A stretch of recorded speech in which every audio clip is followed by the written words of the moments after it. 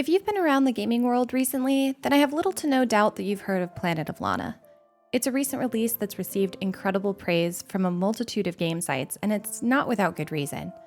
From the moment we stepped into Planet of Lana, we were blown away by the art style, as it's not quite 2D, but not 3D either. It dares to push the boundaries of both by creating a 2.5D experience in a beautifully layered world.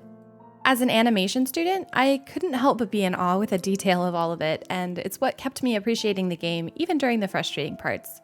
Despite the emotional roller coaster Planet of Lana brings you on, and the unique sci-fi experience throughout the entire game, there were a few things we found to be lacking, so you can expect our review to be full of praise, yet critical on where we felt it fell short. Regardless, Planet of Lana is, in our opinion, a game you should absolutely try if you're a fan of the puzzle and side-scroller genres. It offers a mostly peaceful experience and opts in for puzzles that'll make you rack your brain and opts out of any combat or fighting.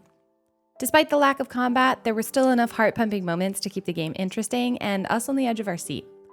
All in all, it's a decently well-rounded new addition to the genre, and best of all, it's free to play on Xbox Game Pass, so you don't have an excuse not to try it if you're a member. Let's start with the story aspects.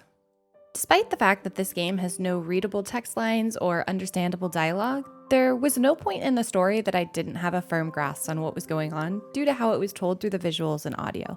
I'd seen the trailers and been keeping my eyes on Planet of Lana for the last few months, and we got to see a cute glimpse of the game, but I honestly wasn't prepared for what it was. It was heartfelt and emotional, playful yet dramatic, and peaceful yet terrifying. The endless roller coaster this game takes you on, and don't get me started for what happens near the end.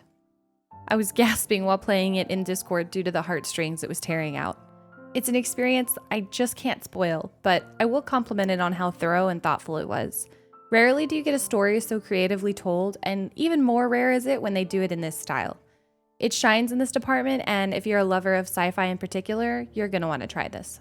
While there isn't too much we'll be able to add in terms of a gameplay section due to the nature of the game, we can at least explore the puzzle and movement aspects. Starting with the puzzles, I will give Planet of Lana props on the variety of puzzles you experience throughout the game. From moving simple boxes around to maneuvering floating logs past sentries to get your cat safely across, and even mind-controlling bugs to block out sections of light. The further we got in the game, the more unique puzzles popped up. Some were simple and easy to navigate, while others left us racking our brain in frustration after having run back and forth a few times. I'll compliment that there was a nice balance between the two difficulties, and there were only a few times I felt like I was completely stuck and unable to find my way to the next area. While there's always a few points in puzzle games that I feel like I'm blind and missing the most obvious clue, Planet of Lana got me a few times more than the average game, and it's for this reason I felt like I can't rate this game as highly as one such as Gris or Ori. Not due to the puzzles being easy or hard, but rather clunky and repetitive. I pride myself on my puzzle-solving abilities, but my lack of ability to see the overall map well enough to understand what I needed to be doing definitely broke some of my enjoyment for the puzzles. I'd end up running back and forth, which sometimes included dying multiple times, just to get the proper layout of the current map and what I needed to be doing. It would take another time or two of precision and movement to solve a puzzle that wasn't necessarily hard to begin with, but lack of proper bearings made them feel more difficult than usual. I'll play devil's advocate and say that you are exploring a sci-fi world and you're meant to feel tiny in comparison to the world around you, especially the creatures. But even just a simple zoom out animation that showed you the layout the way other games in this genre do would have immediately alleviated this frustration. Now, it might not seem necessary, but Planet of Lana explored puzzles that both branched up into the sky above you and down into the depths below. So not offering some sort of perspective just felt painful when faced with these layered puzzles. I don't like feeling as though I need to die a few times just to figure out everything at my disposal when I could take a glimpse of a map and immediately start forming thoughts and ideas.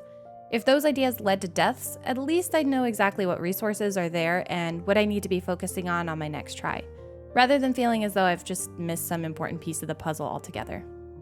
This was honestly only one of my two frustrations in the game, and it's overall a small one. Puzzle games will always carry a level of confusion and frustration with them just due to the nature of the games. If all the puzzles were easy, we'd call them boring, but while 95% of the puzzles in Planet of Lana were fantastic, a good 5% of them left me more annoyed than I normally would be. Moving on to talk about the movement, I want to both compliment and state frustrations with the controls of this game. I loved that this game was slower paced than most, opting to leave out any sprint or dash functions that you tend to find in the side-scrolling genre. Your journey feels genuinely like a little girl is traveling her way, slowly, across the planet. She's young, lost, scared, and not about to be sprinting miles and miles. While I'm usually the person that loves sprinting and dashing, this journey felt agonizing, but it's exactly what I wanted to be feeling. Rushing would have failed to capture the essence of the story you're playing through, so I'm glad they chose to go the slow route. In fact, there's only one complaint I had about the movement, and it's that sometimes the jumping is a little awkward and clunky when attempting to scale up a few platforms before getting spotted by a guard. This portion felt as slow as the journey, and I'd like to think it's intentional considering everything is about perfect timing, but I also think making the radius in which you can jump and grab a ledge could have been slightly bigger. I found myself having to restart sections due to getting caught at the very last second, due to me jumping and not grabbing onto a ledge, despite being quite close. That being said, it was more of a slight frustration with the controls rather than an actual dislike. Regardless, I felt the frustration, so it's why I share it. I mentioned at the beginning of this video how exciting the graphics were for me due to the fact that they feel incredibly 3D in nature, yet you're playing in a 2.5D world. I love games that push graphic boundaries, so having a world that felt like it was designed to be played in 3D, but being locked to that side-scroller track was incredibly fun and dynamic. I was praising the artists the entire way through. The audio only adds to the game's beauty as well, with the eerie emptiness when you're underground, fantastic forest ambience when you're in a nature-filled scene, and even the aches and groans of the machines when you're wandering around spaceships. It was all fantastic.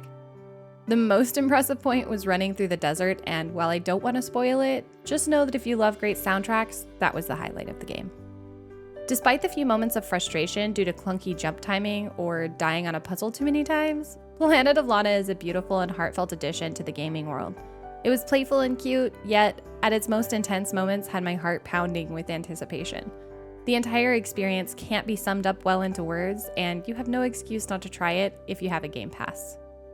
We can almost promise its unique graphic style, fantastic soundtrack, unique puzzles, and sci-fi gameplay will definitely keep you captivated the entire way through.